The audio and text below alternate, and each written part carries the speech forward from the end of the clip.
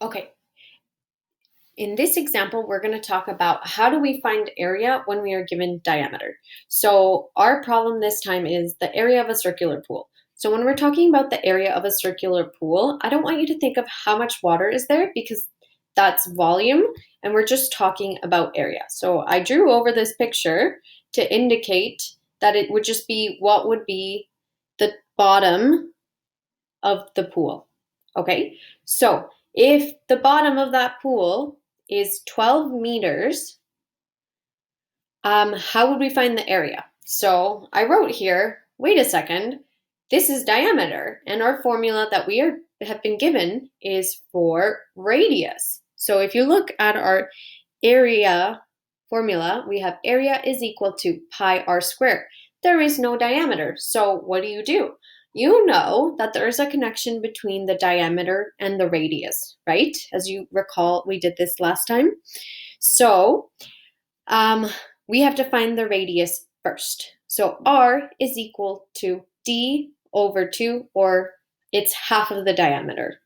Okay, so in order to find what's half of the diameter, I'm going to put 12 meters over 2, and then I'm going to get a total of my radius is equal to 6 meters because that's half of 12.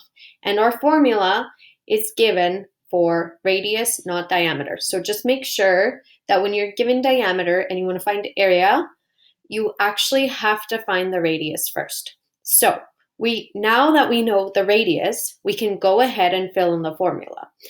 So we still have, again, a is equal to pi r squared.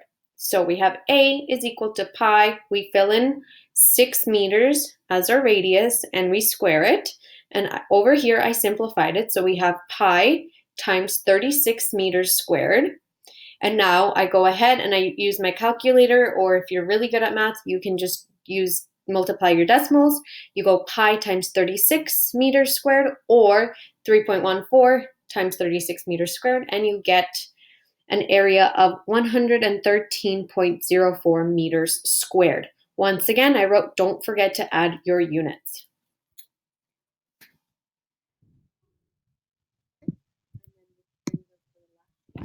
So this is just to wrap things up and just to compare the formulas.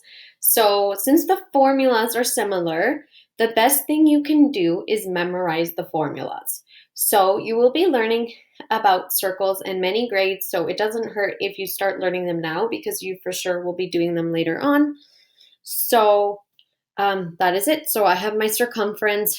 You can find the circumference by finding, if you have the radius, you can go 2 times pi times radius, or you can do pi times diameter. So remember, these are the exact same thing. If the 2r is just saying a radius times 2, which is the same thing as a diameter. So you can pick which formula you use for circumference. So like I said last video, I use the first one when I'm given the radius, and I use the second one when I know the diameter.